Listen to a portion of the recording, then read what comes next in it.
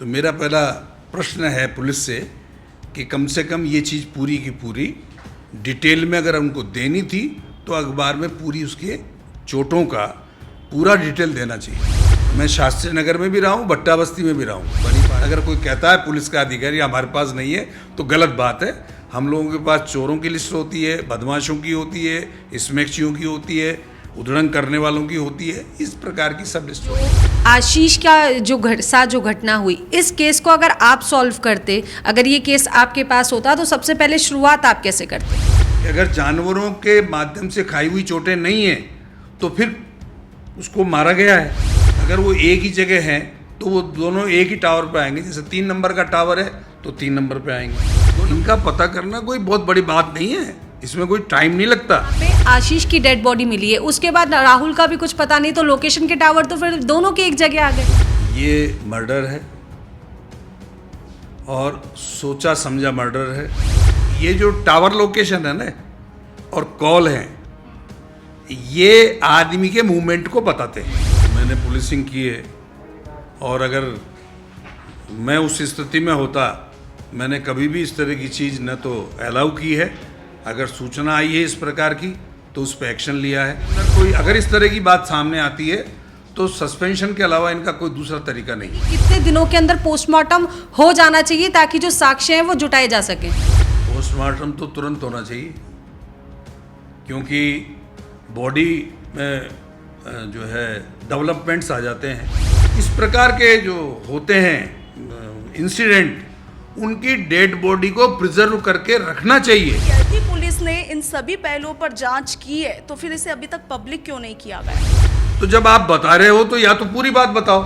तो क्या पुलिस गुमराह करने की कोशिश कर रही है? ये बच्चों भाई के तांगे में बैठ रहे हैं, ये सोच रहे हैं कि हम अब क्या बताएं क्या नहीं बताएं। वो टाइमिंग गैप हुआ, उससे इन्वेस्टिगेशन कहीं ना कहीं इधर उधर हुई है। टाइमिंग तो बहुत बड़ा पॉइंट है।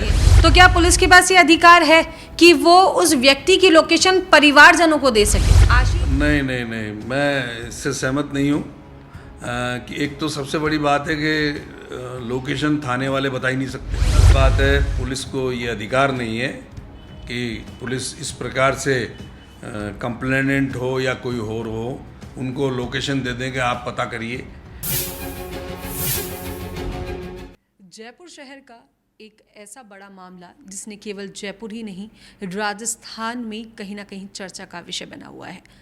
जयपुर शहर की नाहरगढ़ की पहाड़ियों पर, नाहरगढ़ के जंगलों में 2 युवक घूमने के लिए गए, चरण मंदिर में दर्शन करने गए और वहां से ऐसे लापता हुए कि जिसमें एक की डेड बॉडी मिली और एक का कोई सुराग नहीं मिल पाया।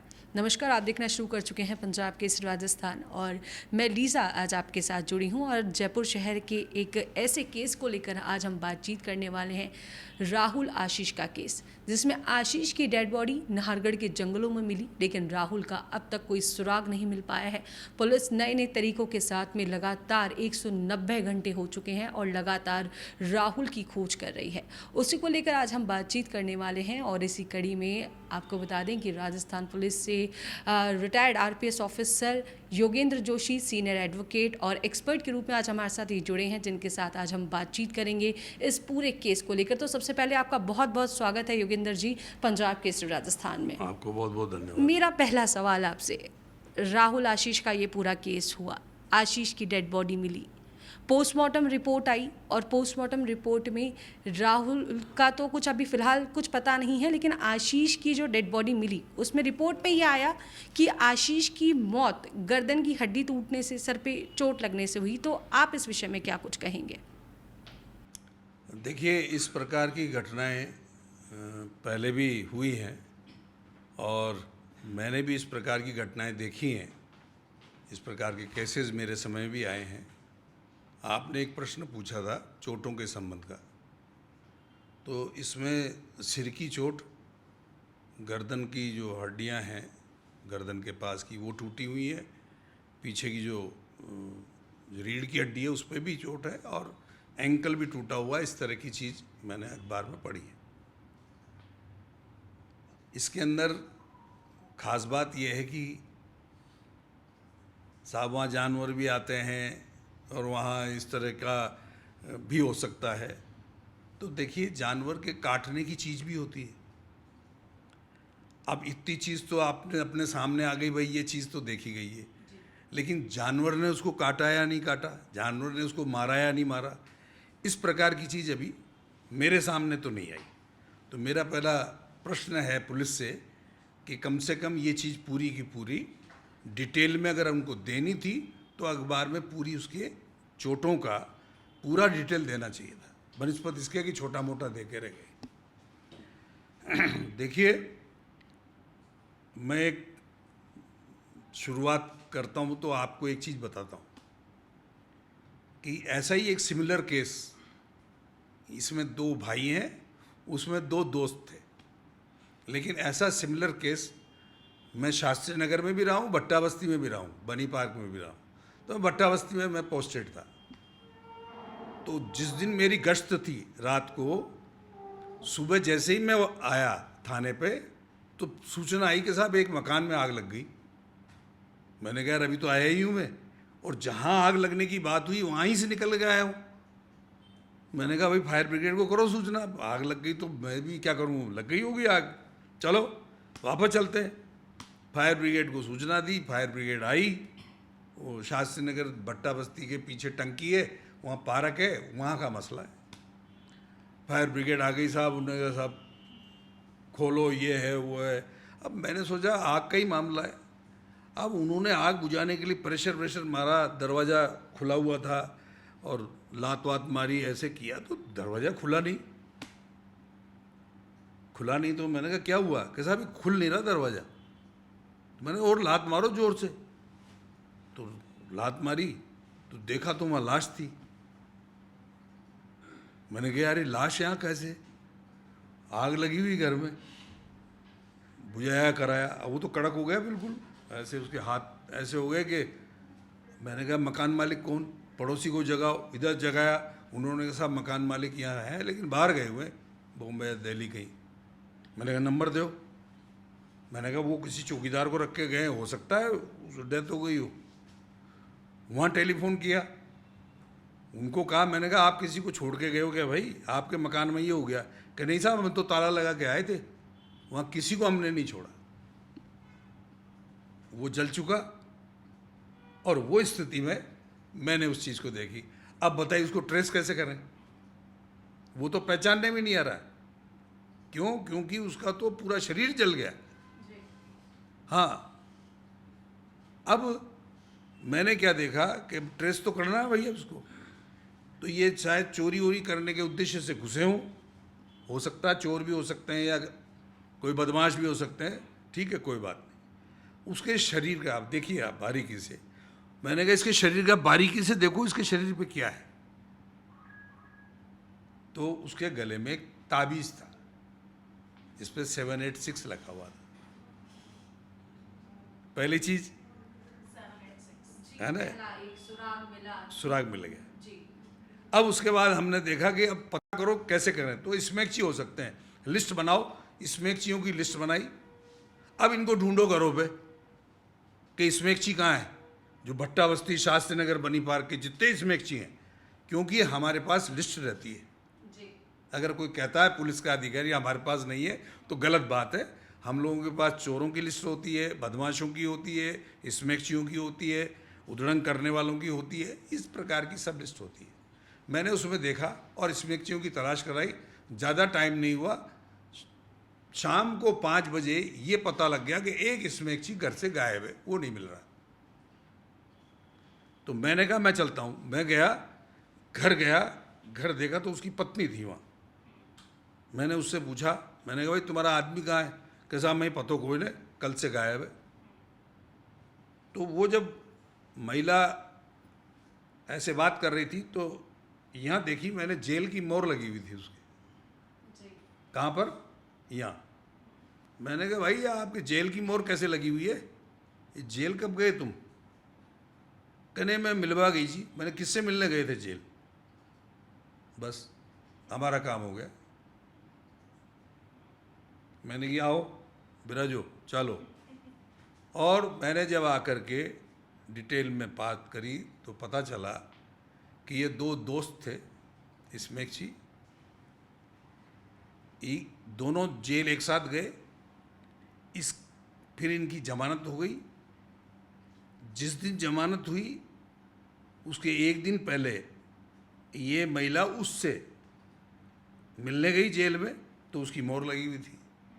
दूसरे दिन मिल गए दोनों फटाफट मिलते ही, और उन्होंने कहा चलो अपने को तो कोई काम करना है। अब वो काम नहीं करना था। जब अंदर गए चोरी का बहाना बनाया, पूरे घर को उधेड़ दिया। जब वो लड़का जो मर गया है वो अपने काम में बिजी था, मकान को उधेड़ने में अंदर से, तो इसने मूसल उठाया लोहे का जो कूटने का है और उसके सिर पे चोट मारी। एक ऐसी जोर की चोट मारी कि वो वहीं गिर गया नीचे। फिर उसने क्या किया, जितने पर्दे थे सारे खोले, उसके ऊपर डाले, उस पर आग लगा दी, वो जल गया। योगेंद्र जी, मेरा आपसे एक सवाल ये है कि जो आशीष का जो घटना हुई, इस केस को अगर आप सॉल्व करते, अगर ये केस आपके पास होता, तो सबसे पहले शुरुआत आप कैसे करते? अब ये जैसे मैंने बताया आपको, अब देखिए इसके अंदर कि दोनों की उम्र, दोनों एक जगह नौकरी करते हैं, दोनों की कॉल डिटेल, इसमें जैसी जानकारी में आया कि दोनों ने अपने घर पर वहाँ से बात की कि हम रास्ता भूल गए हैं, तो टावर लोकेशन, ये महत्वपूर्ण चीज़ें हैं जो पुलिस को देखनी है। पहले तो चोटें देखनी है कि अगर जानवरों के माध्यम से खाई हुई चोटें नहीं हैं तो फिर उसको मारा गया है। मारा गया तो किसने मारा? दोनों भाई साथ गए हैं।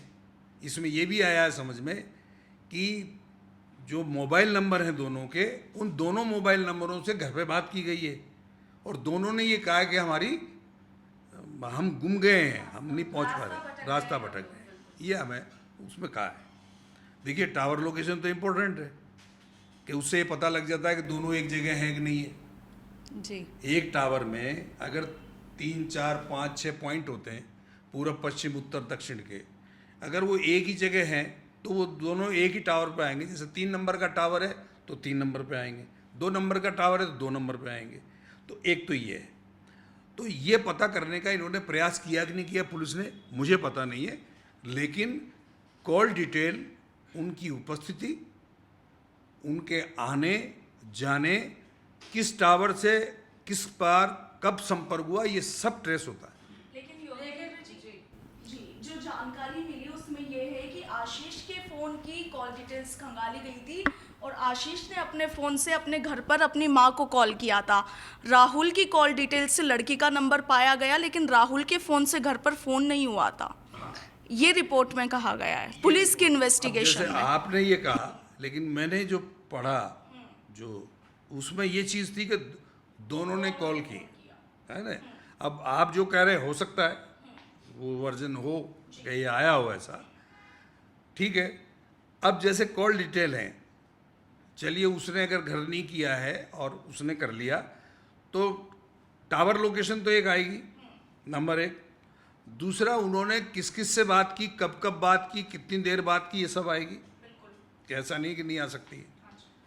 अब इसके अंदर क्या किया है कि अगर मान लीजिए ये एक ही जगह नौकरी करते हैं, एक ही कंपनी में काम करते हैं, अलग अलग भी नहीं करते, तो इनके वहाँ किससे कैसे संबंध थे, इनका पता करना कोई बहुत बड़ी बात नहीं है। इसमें कोई टाइम नहीं लगता।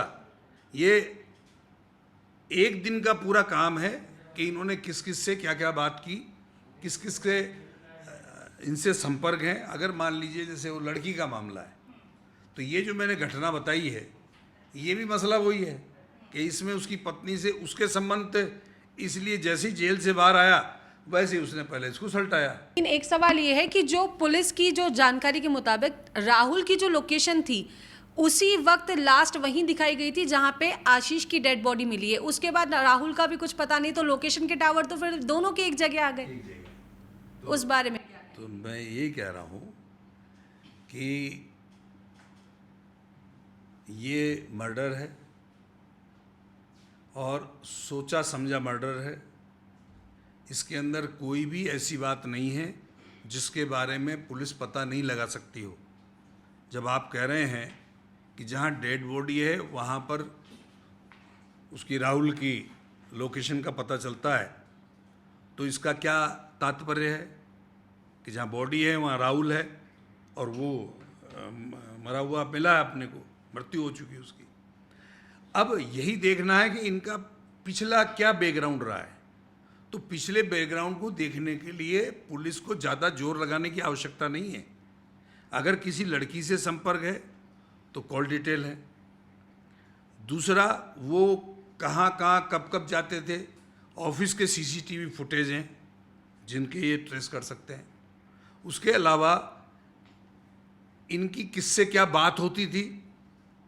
देखिए, ये जो टावर लोकेशन है ना और कॉल है, ये आदमी के मूवमेंट को बताते हैं।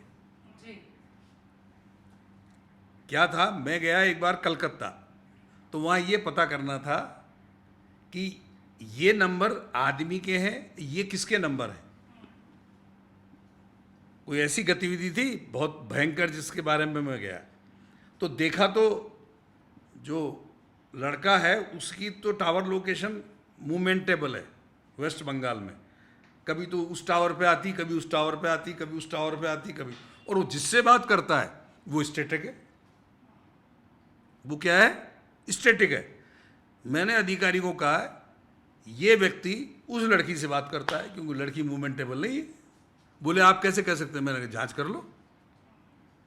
तो ये जो आइडिया है जो आते हैं ना, ये अनुसंधान अधिकारी के दिमाग में आते हैं। जी, एक सवाल मेरा ये है कि जब भी कोई बड़ी घटना होती है तो अक्सर पुलिस को दोषी करार दिया जाता है कि पुलिस ने लापरवाही बरती, और राहुल आशीष के केस में भी यही हुआ। जो थाना अधिकारी हैं शास्त्र नगर दलवीर सिंह, उन पर बड़े आरोप लगे कि आपने समय पर कार्रवाई नहीं की। इस बारे में क्या कहेंगे कि जब भी घटना होती है अक्सर बड़े आरोप लगते हैं? ये तो बिल्कुल सही बात है, क्योंकि मैंने पुलिसिंग की है और अगर मैं उस स्थिति में होता, मैंने कभी भी इस तरह की चीज़ न तो अलाउ की है। अगर सूचना आई है इस प्रकार की तो उस पर एक्शन लिया है। और ये जो उन्होंने कृत्य किया है ये बिल्कुल ठीक नहीं है। उनको इस प्रकार से टाल मटोल नहीं करना चाहिए था कि ये इलाका हमारा नहीं है, ये ब्रह्मपुरी में जाइए। ब्रह्मपुरी वालों ने कहा हमारा नहीं है, यहाँ आइए। मैं समझता हूँ कि आज के समय में इस प्रकार की जो हरकत अधिकारी कर रहे हैं, जिन्हें एसएचओ ने किया है, इनको सस्पेंड करना चाहिए। मतलब इसके अंदर कोई अगर इस तरह की बात सामने आती है तो सस्पेंशन के अलावा इनका कोई दूसरा तरीका नहीं है। क्यों? क्योंकि इस प्रकार की बड़ी घटना अगर वो उस समय चले जाते हो सकता था, क्योंकि चलने में निकलने में टाइम लगता है। अगर उसके माँ बाप आए, उन्होंने शिकायत करी, सूचना करी, तो आप चले जाते, उसके बाद ब्रह्मपुरी वाले बाद में आ जाते। लेकिन हमारे यहाँ क्या है, टाल मटोल की जो प्रक्रिया है उससे केस ख़त्म हो जाते हैं। कई बार केस खुलते खुलते रुक जाता है सिर्फ इसी वजह से कि वो टल गया। अगर थोड़ी देर पहले पुलिस पहुंच जाती तो ये काम खो जाता है। एक सवाल मेरा आपसे ये है कि जब भी कोई घटना होती है, जैसे आशीष की डेथ हुई, उसके बाद डेड बॉडी का पोस्टमार्टम करवाने में काफ़ी लंबे समय लग गया, तो क्या लगता है कि कितने दिनों के अंदर पोस्टमार्टम हो जाना चाहिए ताकि जो साक्ष्य हैं वो जुटाए जा सकें? देखिए, पोस्टमार्टम तो तुरंत होना चाहिए, क्योंकि बॉडी में जो है डेवलपमेंट्स आ जाते हैं। तो डेवलपमेंट्स आने के बाद में जो चोटें हैं जी, जो उसके अंदर का, जैसे शार्प वेपन से चोट है या ब्लंट है, तो ये क्या फिर आसानी से पता नहीं लगाया जा सकता। ये तभी लगाया जा सकता है जब बिल्कुल फ्रेश डेड बॉडी आती है। बाद में लगाते हैं, जैसे शार्प चोट है तो हड्डी तक जाती है, तो हड्डी में कट एक नहीं है, इस तरह की चीज़ें पता करते हैं। लेकिन मैंने ये देखा है कि पुलिस, जैसे कलकत्ता का जो मामला है उसके अंदर पोस्टमार्टम डिले हुआ, तो इस प्रकार की लापरवाहियाँ बिल्कुल नहीं होनी चाहिए। मैं तो एक बात और कहता हूँ आपके चैनल के माध्यम से कि इस प्रकार के जो होते हैं इंसिडेंट, उनकी डेड बॉडी को प्रिजर्व करके रखना चाहिए। तब तक रखना चाहिए जब तक कि सभी विभाग के जो हैं, पुलिस है, सीबीआई है, उनको संतुष्टि नहीं हो जाए। वैसे भी तो अपन रखते हैं। अब आप देखिए, वेस्ट बंगाल में रखी नहीं डेड बॉडी को, अगर थोड़े समय और रखते तो सीबीआई और उसकी दोबारा जांच करवाई जा सकती थी।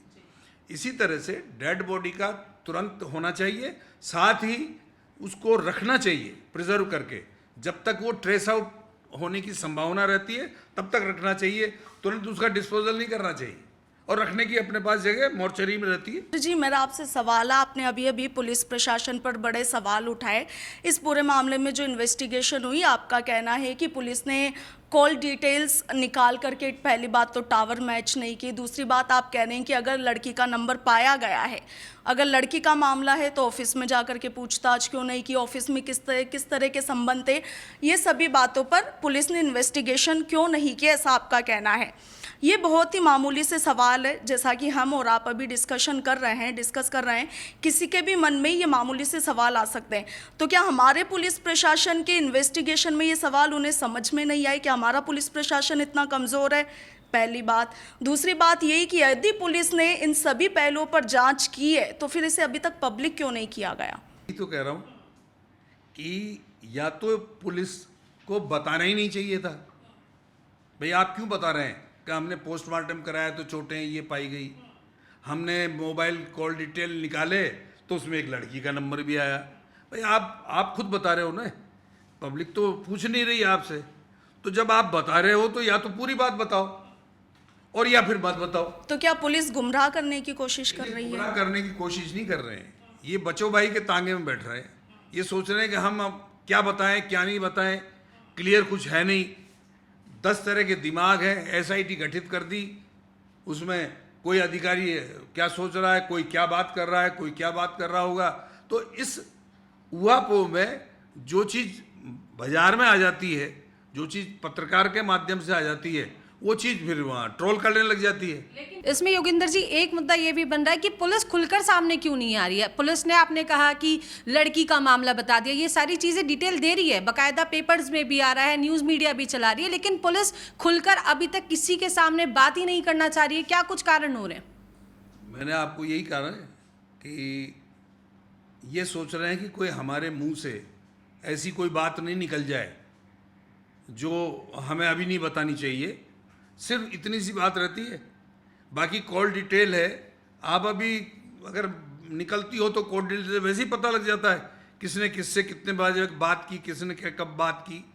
अगर किसी लड़की का कॉल है, अब आप ये चीज़ आ गई कि साहब किसी लड़की से बात की है, तो भाई उसको ट्रेस कर लो ना, जा कर के बात कर लो, और अगर तुम्हें उस चीज़ के बारे में पता चल गया तो खोल दो उसको। लेकिन ये कोई ऐसी बहुत बड़ी वारदात तो है नहीं, ऐसा नहीं कि इसमें किसी बड़े गिरोह का हाथ है, तो अगर पुलिस डिटेल्स को डिस्क्लोज भी करेगी जनता के सामने तो पुलिस को कोई नुकसान होगा? मुझे नहीं लगता ऐसा कुछ होगा, तो फिर क्यों बात करने से डर रही है? देखिए, मैं इस संबंध में इस पुलिस के इस आचरण को तो बता नहीं सकता कि ये इस प्रकार का आचरण ये पुलिस क्यों कर रही है, लेकिन मैं ये जरूर बता सकता हूँ कि घटना को देखने से, घटना के बाद की परिस्थितियां देखने से जो ऐसा लगता है कि पुलिस को तत्काल प्रभाव से इसको बता देना चाहिए। अगर मान लीजिए कोई लड़की का मामला है तो बता देना चाहिए, और लड़की का मामला नहीं है तो दूसरा क्या मामला है वो भी पता लग जाता है। देखिए, क्यों नहीं पता लगेगा? चोट से पता लगता है कि इसका मर्डर हुआ है या किसी जानवर ने खाया है, पहली क्लियरिटी तो वहीं हो जाती है। उसके बाद आप पोस्टमार्टम कराते हैं और फिर आप कॉल डिटेल देखते हैं। कॉल डिटेल का ऐसा ज़बरदस्त मामला है जिसके माध्यम से हमें पता लग जाता है। जब वो निकल के गए हैं तो वहाँ कहीं न कहीं शास्त्री नगर में ऐसा नहीं है सीसीटीवी फुटेज वगैरह कहीं नहीं हो। दूसरा, जो दूसरे तीसरे दिन पहले जब ये कंपनी में जाते हैं तो उनके वहाँ के सीसीटीवी फुटेज वगैरह भी देखे जा सकते हैं। वहाँ उसके आचरण का पता लगाया जा सकता है कि वो आपस में कैसा आचरण से कैसे व्यवहार कर रहे हैं। जैसे आपका ये ऑफिस है, मैं समझता हूँ सीसीटीवी लगा हुआ है। अब अपन क्या आचरण कर रहे हैं ये वहाँ पता है।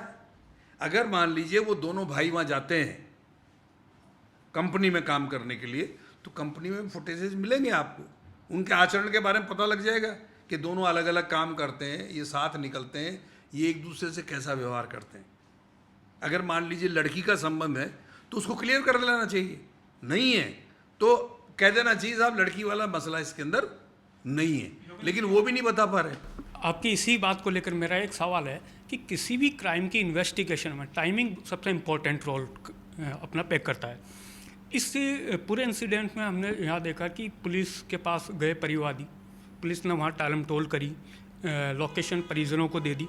अगर पुलिस टाइमिंगली इसको इन्वेस्टिगेट करती है तो शायद कुछ और एंगल निकल सकता है। दूसरा कि पुलिस को जो एंगल सोच रही थी, पुलिस सिर्फ एक कि जंगल में भटक गए, सिर्फ इसी एंगल को लेकर बैठी रही।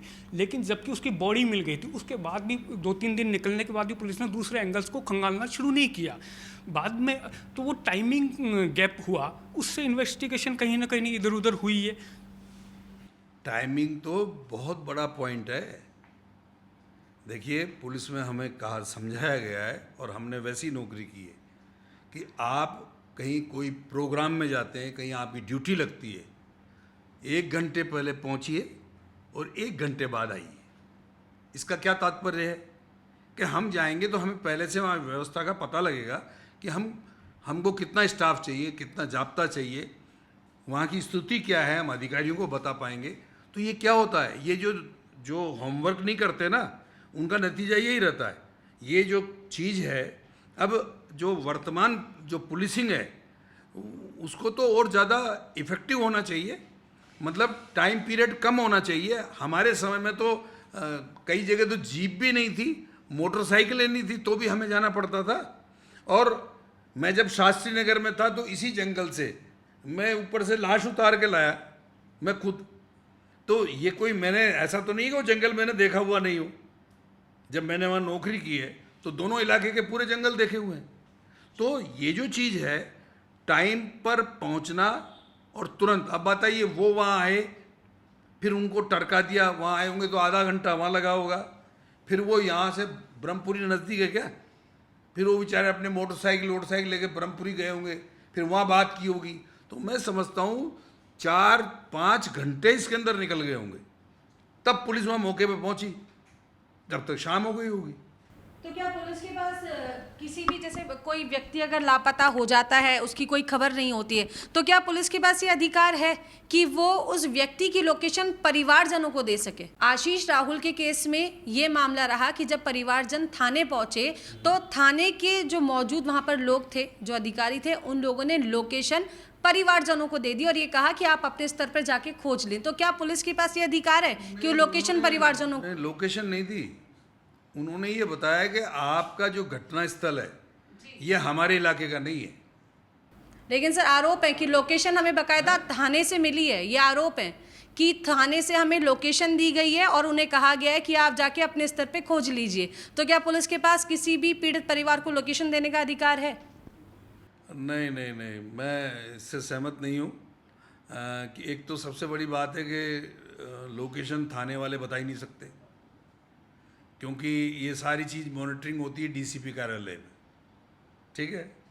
थाने पर ऐसा कोई अपरेटस नहीं है जिससे वो लोकेशन, उसके मोबाइल नंबर लेके वो डाल करके लोकेशन बता देंगे।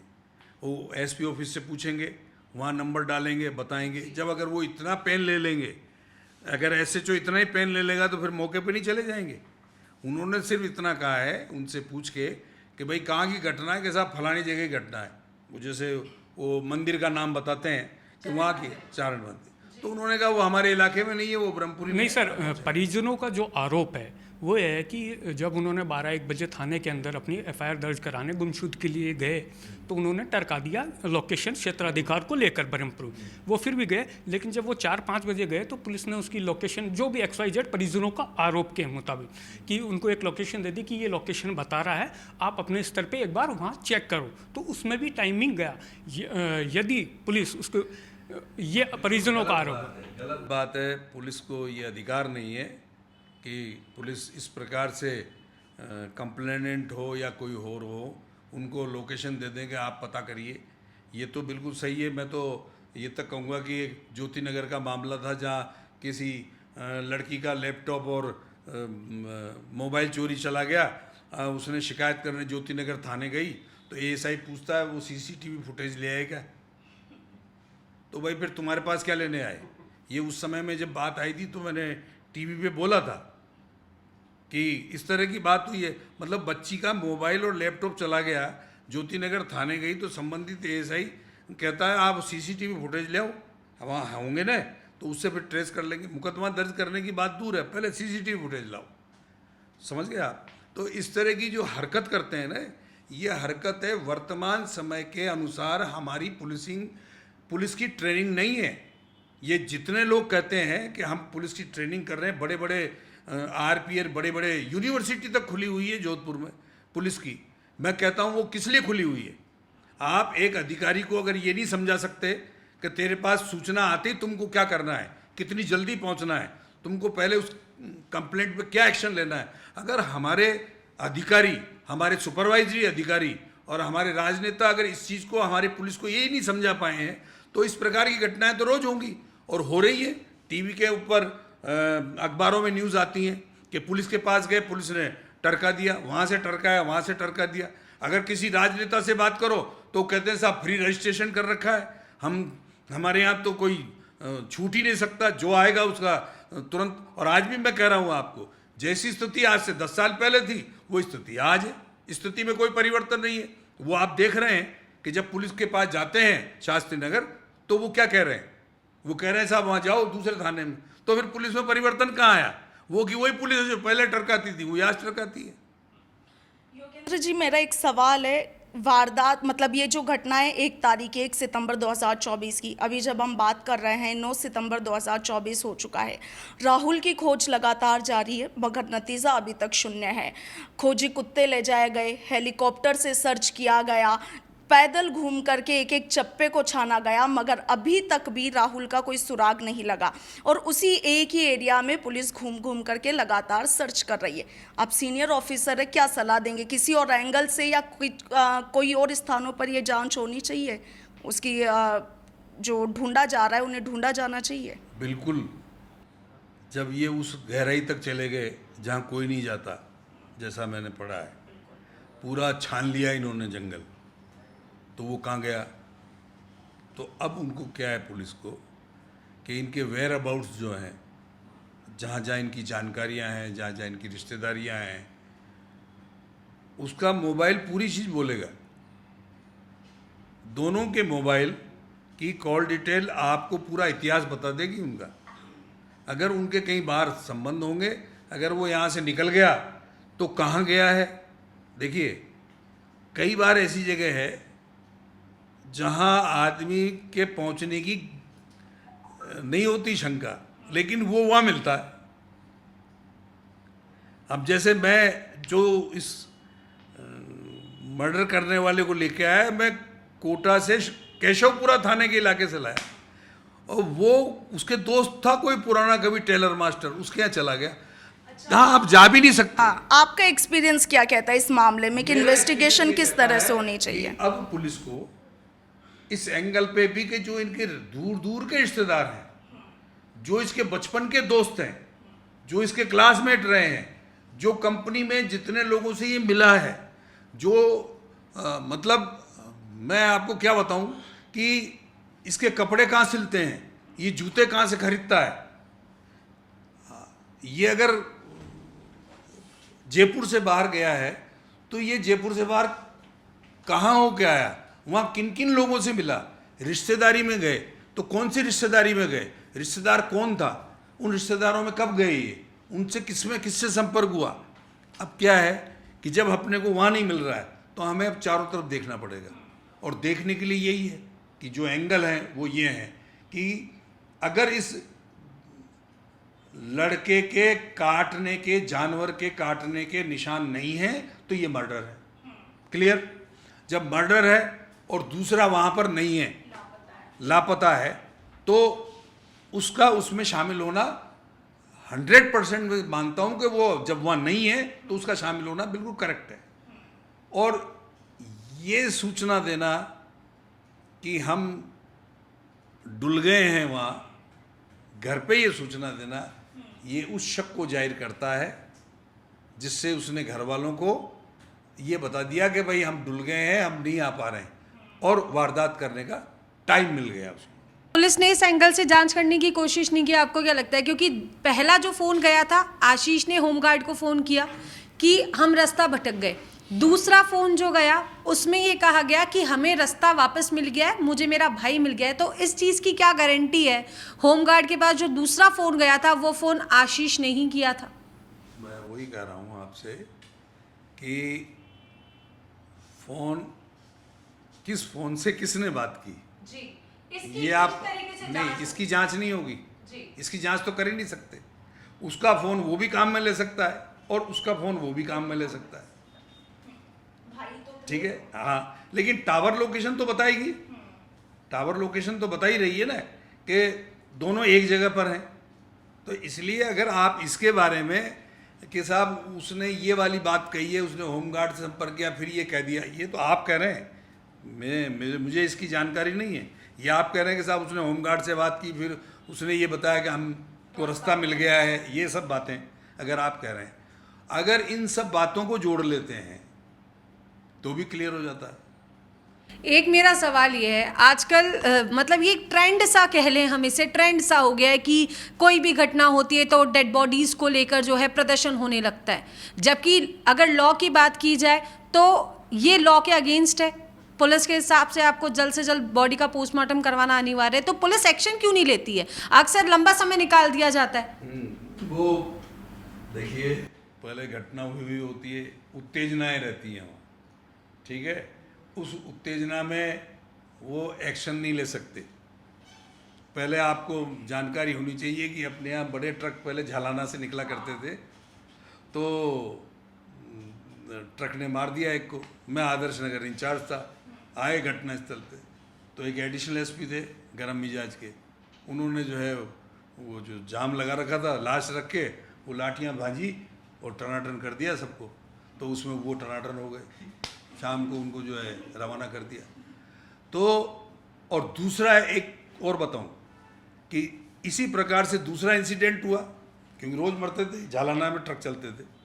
दूसरा इंसिडेंट हुआ, एडिशनल एसपी बदल गए, जो दूसरे आए वो और मैं फिर घटनास्थल पर आए, वही चीज़ वापस घटनास्थल पर, वही लाश। लॉ बनाया गया, लॉ तो ये कानून तो ये बनाया गया ना कि एक्शन लिया जाए। लाश, अब लाश है तो वो क्या कह रहे, उन्होंने एडिशनल एसपी ने क्या कही कि भाई ताली बजाओ, सरकार ने इतने पैसे दे दिए, तो वो जो तेज भीड़ थी ना वो ताली बजाने लग गई, और आप देखिए एग्रेसिवनेस खत्म हो गई, पैसे मिलने की घोषणा हो गई।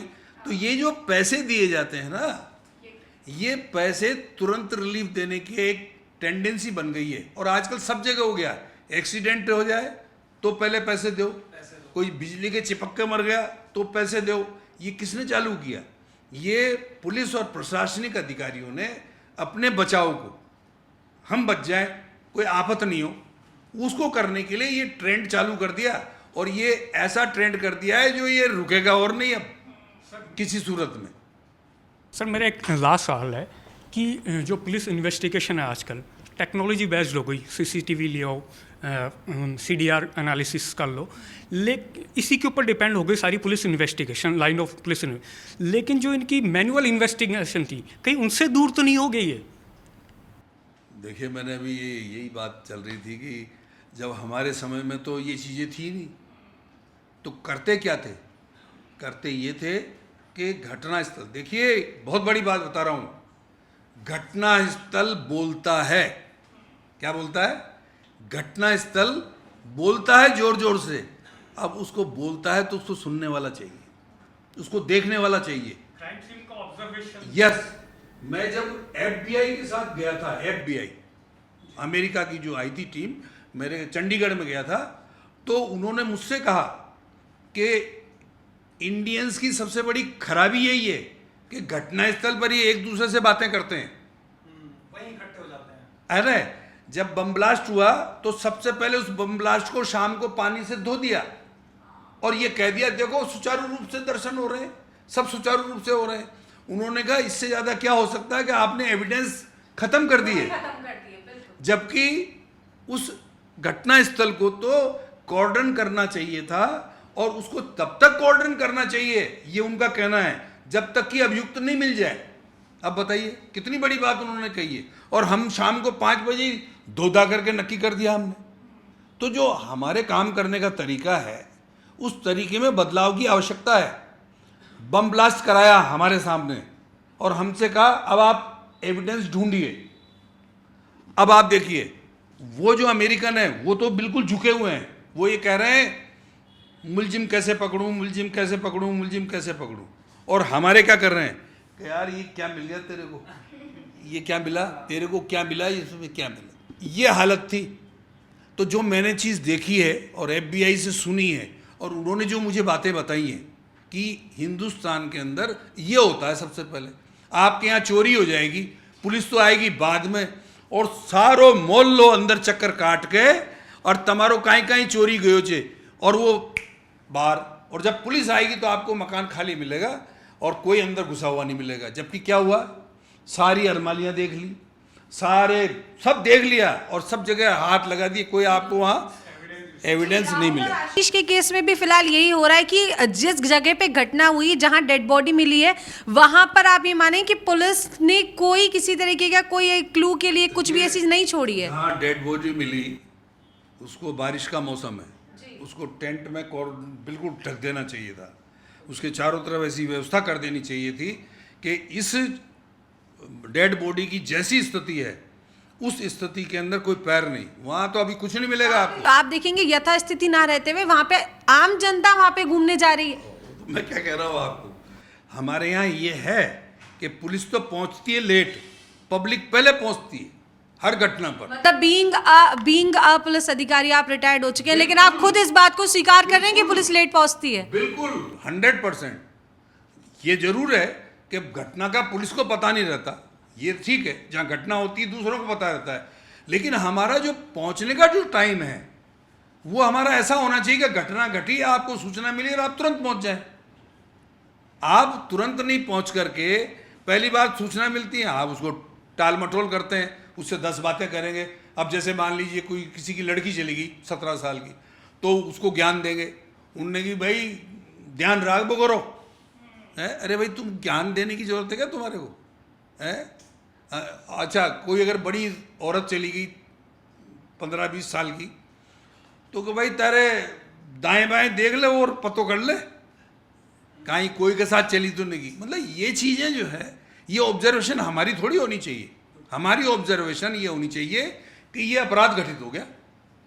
अगर हिंदुस्तान की पुलिस जिस दिन ये सोच लेगी कि मेरे यहाँ जो भी आया है वो अपराध की सूचना लेके आया है और मुझे उस पर तुरंत एक्शन लेना है, उस दिन ये प्रॉब्लम सारी दूर हो जाएगी। अब एज अ कंक्लूजन की बात करूं तो राहुल आशीष का जो ये पूरी वारदात, ये घटना जो हुई है, इसमें क्या कुछ होना चाहिए और क्या कुछ अब इसमें जो नहीं होना चाहिए था वो बताएं। देखिए, जो चीज़ रह गई उसको तो आप दोबारा नहीं किया जा सकता, लेकिन होने वाली चीज़ मैंने आपको बता दी कि जो इसके वेयर अबाउट्स हैं, पूरे इनके घर वालों के वेयर अबाउट्स हैं, उन्हीं के नहीं, घर वालों के, ससुराल के, पियर के, मतलब बहुत दूर तक पुलिस को जाना पड़ेगा। ये नहीं है आसान कि ठीक है घर वालों का इधर जितनी लोकेशन थी, जितने वो थे, कर लिया। अब मान लीजिए लड़की का मामला आ गया, तो फिर लड़की के आसपास देखिए, उसी को मत करिए, उसके आसपास और कौन है, क्या पता ये इंसिडेंट कैसे हुआ हो, कोई दूसरा आंख लगाए बैठा हो, कोई तीसरा पर्सन निकल जाए, कुछ पता थोड़ी पड़ता है, कोई उसमें से किसी ने किसी को कह दिया हो कि वहाँ आने के लिए। तो ये ऐसी चीज़ें हैं जो आम पुलिस वाले को जानकारी रहती है कि मुझे इस तरफ करना चाहिए। दूसरा, लिंक मिलते हैं हमेशा इंसिडेंट में, या कोई भी जो इस तरह की घटना घटती है, अगर आप शुरू से चलोगे तो उसमें आपको लिंक मिलता जाएगा आगे। ऐसा नहीं कि लिंक टूट जाता है, ऐसा नहीं है। आप देखिए कि जब मैंने एक बार ये पता किया कि उस आदमी को मारने वाली कुल्हाड़ी कहाँ गई, तो कैसे पता चला, पता आपको? कुल्हाड़ी से मार के जब उस कुल्हाड़ी को फेंका गया तो जो ब्लड की जो बूंदें हैं, उनकी बूंदों का पीछे का हिस्सा मोटा, आगे का हिस्सा पतला होता हुआ यूं गया। उसी सीट पे हम गए तो आगे कुल्हाड़ी मिल गई। ये क्या हुआ? तो आप ये कह रहे हैं कि घटना स्थल बोलता है। अगर पढ़ने वाला चाहिए, अगर वो टाइम पास कर रहा है तो वो कुछ नहीं कर सकता, इसको अदम पता में दे देंगे, और टाइम पास नहीं कर रहा है तो इसको खोल सकता है। जी, तो बहुत बहुत शुक्रिया योगेंद्र जी, आप हमारे साथ जुड़े उसके लिए बहुत बहुत शुक्रिया आपका। तो फिलहाल आज एक्सपर्ट के रूप में योगेंद्र जोशी हमारे साथ जुड़े थे, जिन्होंने अपनी जीवन के तमाम एक्सपीरियंस को शेयर किया जब वो एज अ ऑफिसर एंड पर पोस्टेड थे। उन्होंने अपने क्या एक्सपीरियंस जो थे वो उन्होंने साझा किए। तो फिलहाल राहुल आशीष के केस में अभी राहुल की तलाश लगातार जारी है और इसमें पुलिस को किन पहलुओं को और ध्यान में रखकर खोजबीन करनी चाहिए जिससे राहुल की खोज हो सके और ये पता लगाया जा सके कि आशीष के साथ घटना हुई या फिर दुर्घटना। इसका खुलासा तो केवल राहुल के मिलने के बाद ही हो पाएगा। फिलहाल के लिए जुड़े रहिए पंजाब केसरी के साथ। नमस्कार।